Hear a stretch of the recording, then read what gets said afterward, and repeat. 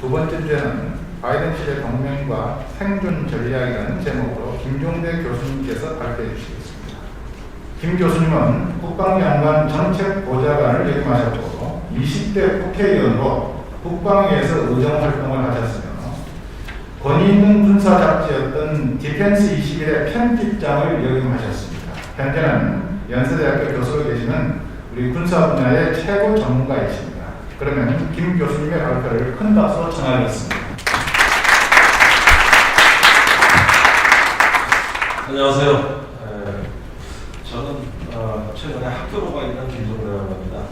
아시는 분들도 많이 계시고 또 여러 가지 국가부 일선에서 또 요구가 많으신 전현직 우리 현역 예비역 만나서 정말 반갑다는 말씀드리고요.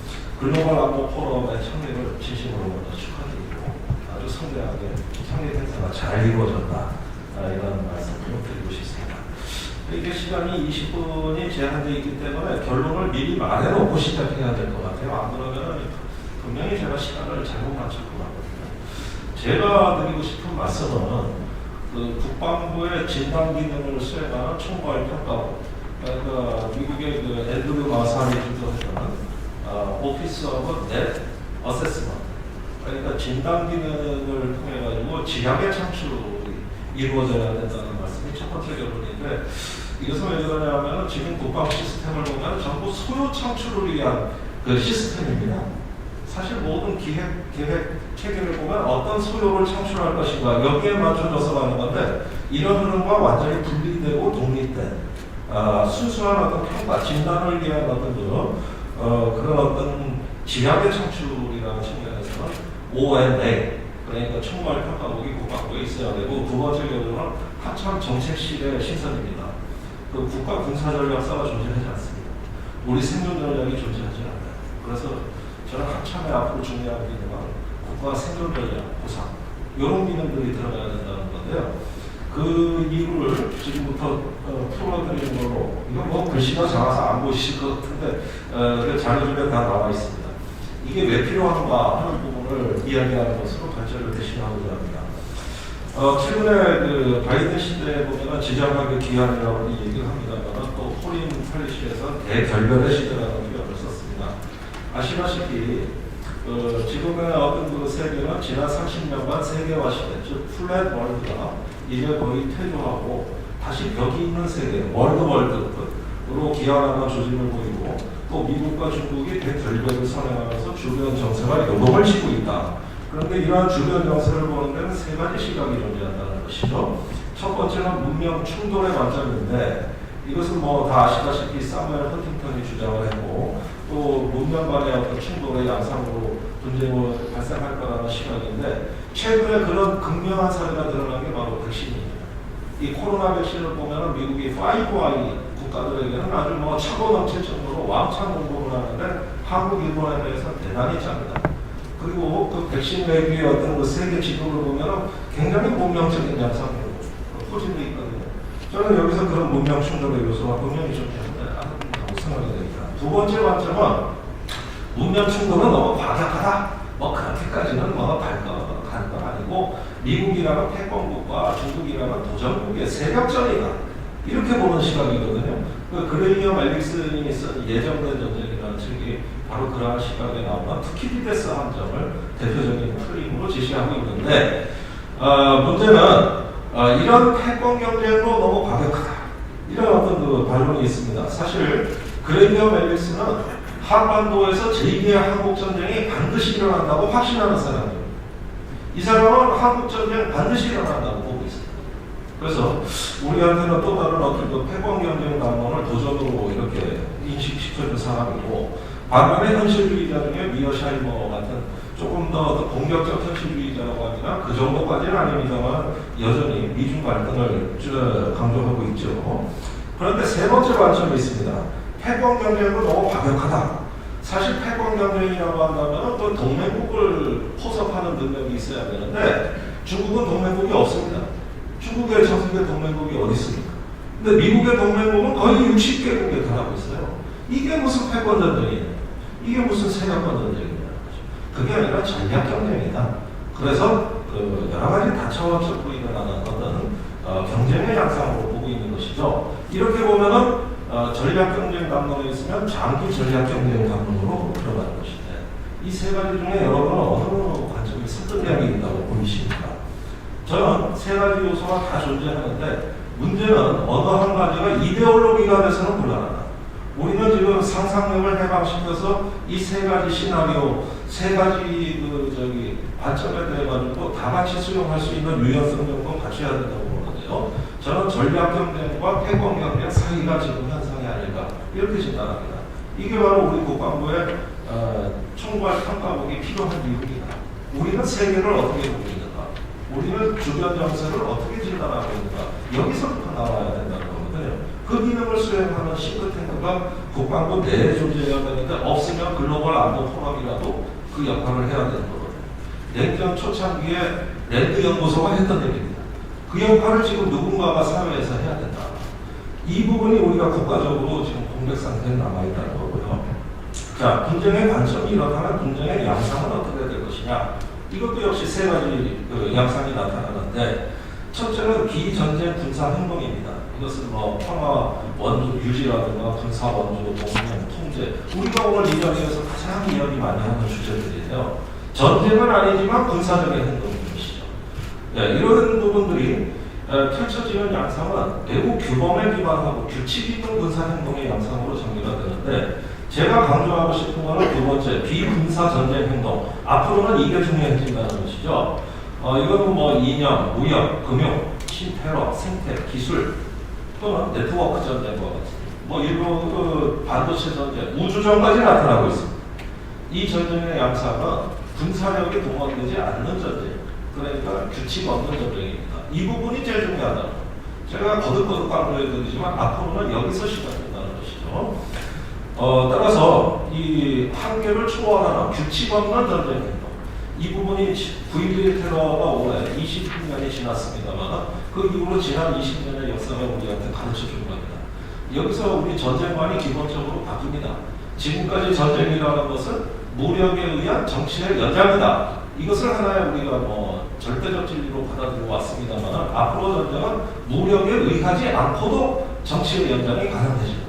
이것이 이제 비군사 전쟁 행동이라고 하는 것이고 세 번째가 이제 군사 전쟁 행동, 전통적 안보에 해당이 되겠죠. 이것은 대만, 한반도, 서사분도, 남사분도 이런 데서에 있는 어떤 실제로 전쟁을 준비하고 있는 동아시아의 핫스팟 여기에 해당된다고 할 수가 있는 것인데 이렇게 제가 쭉 열거해드리는 이유는 이 세 가지가 다 조합된 형태로서 나타난다는 거거든요.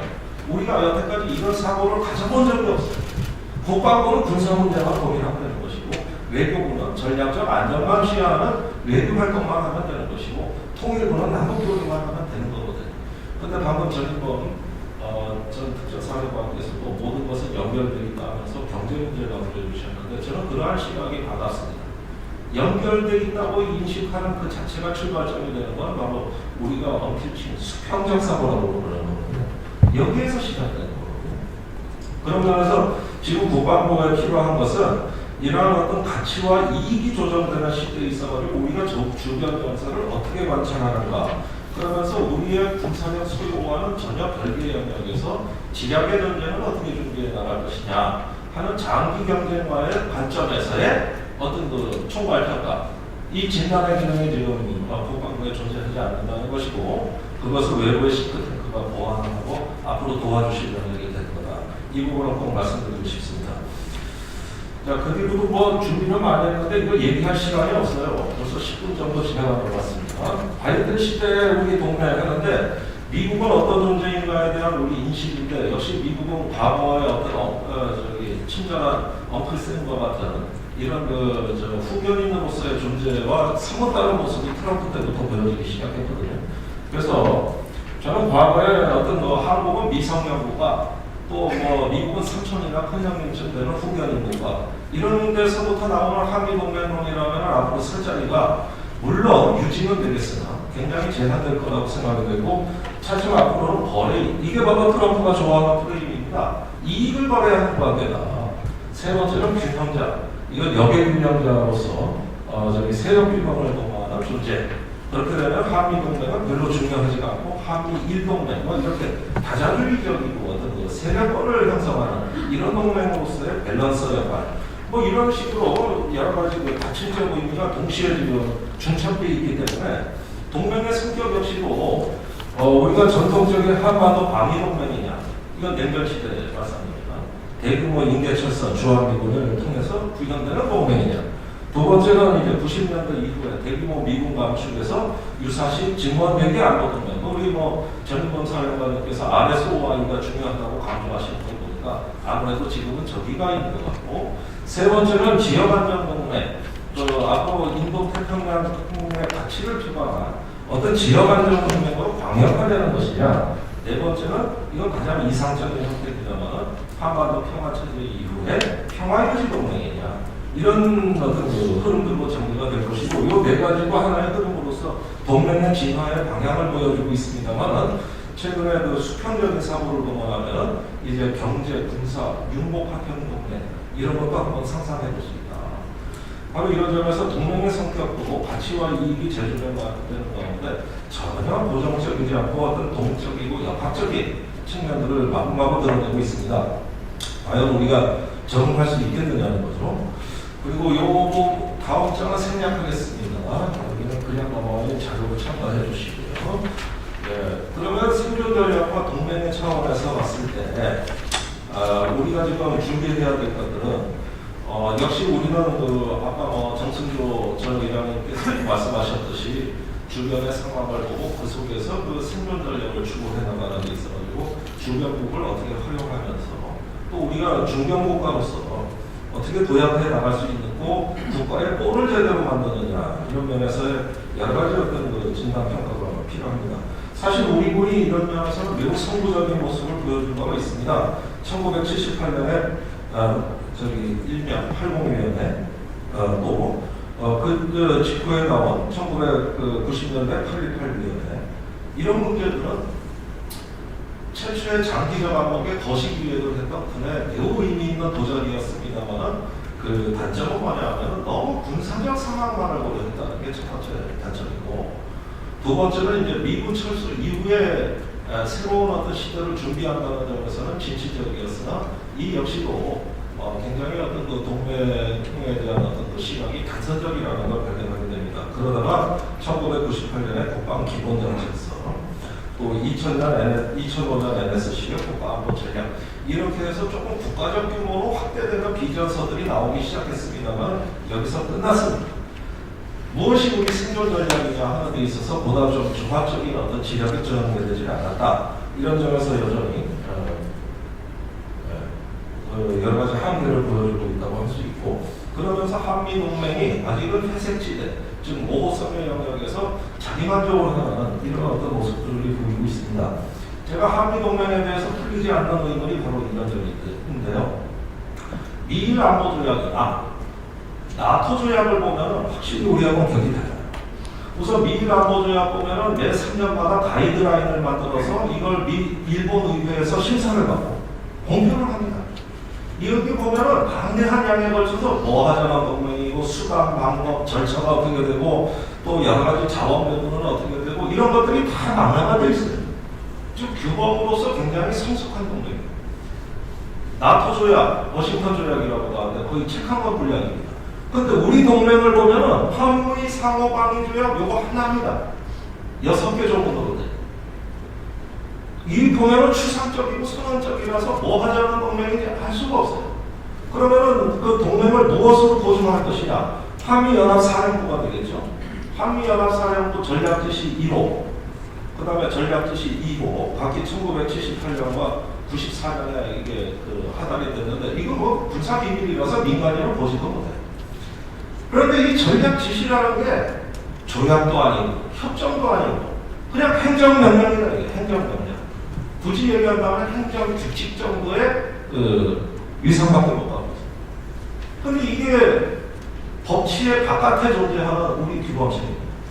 그러니까 우리가 앞으로 한미동맹이 규범에 기초해야 된다, 규칙에 기반해야 된다 이런 말은 많이 합니다만은 그런 관점을 갖고 막상 한미동맹을 들여다보면 아무것도 볼 게 없어요. 그러니까 눈에 보이지 않는 동맹, 그래서 규범 체계가 너무 허약하다는 거죠. 그렇게 되면 앞으로 이 동맹 운영이 뭐 유엔사를 통하거나 아니면 집단적으로 초국가적으로 동맹이 유지되는 거에 어떤 법적 근거, 어떤 규범에 기초해서 그게 운영이 되느냐는 거예요. 온통 비밀이에요. 그러니까 국민들에게는 동맹이 와닿지 않습니다.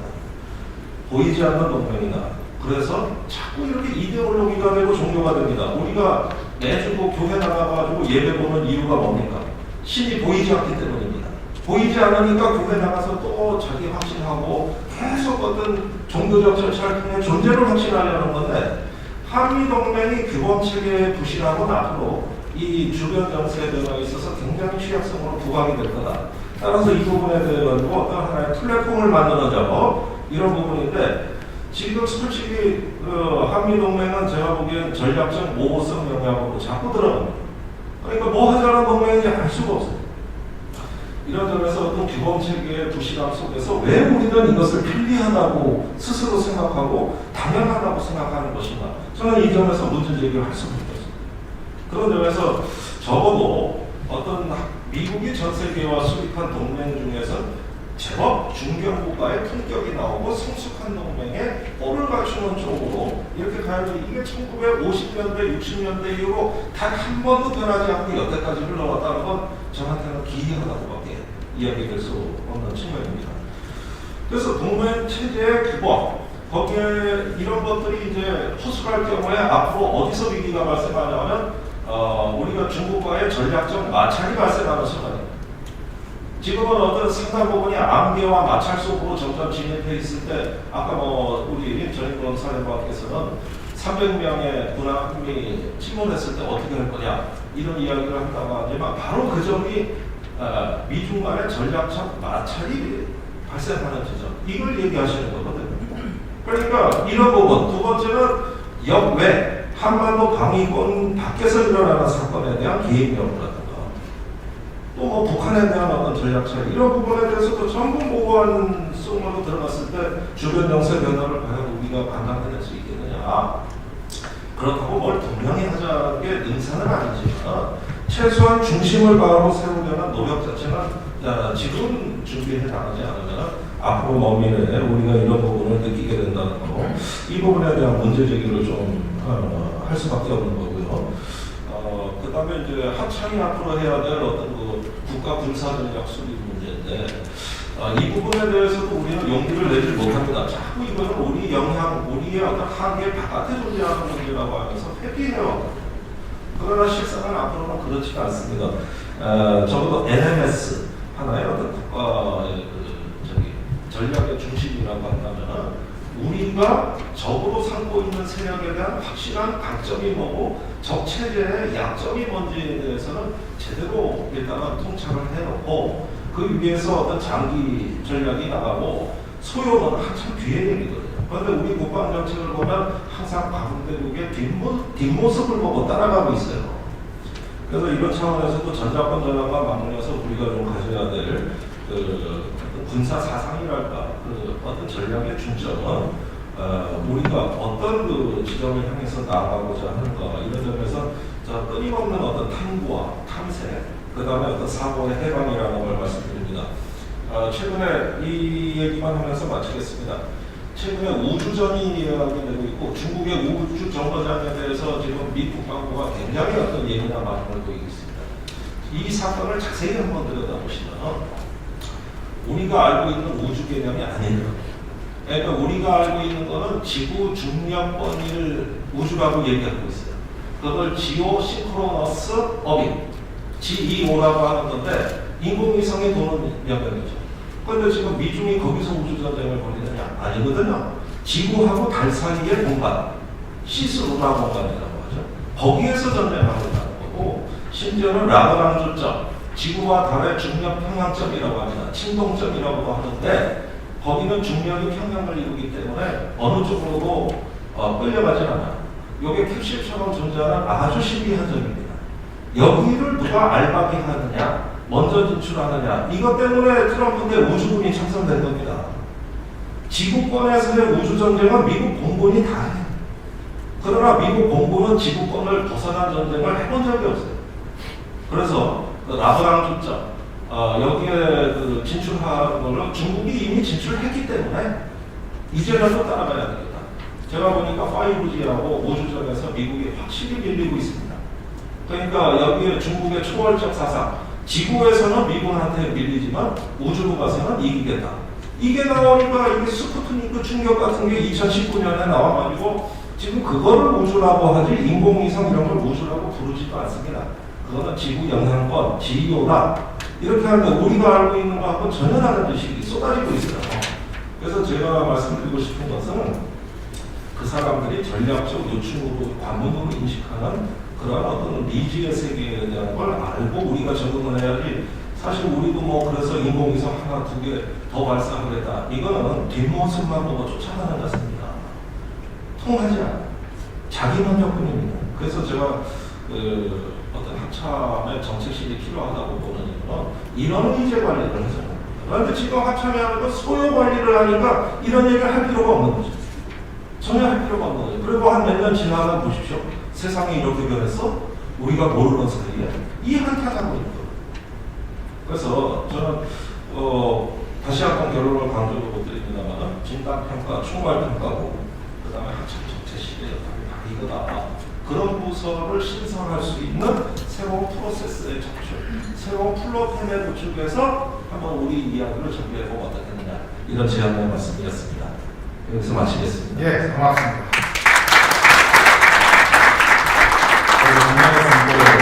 새로운 시각으로 분석해서 좀 생소한 분야이기는 했지만 상당히 또 필요 있는 내용으로 생각이 됩니다.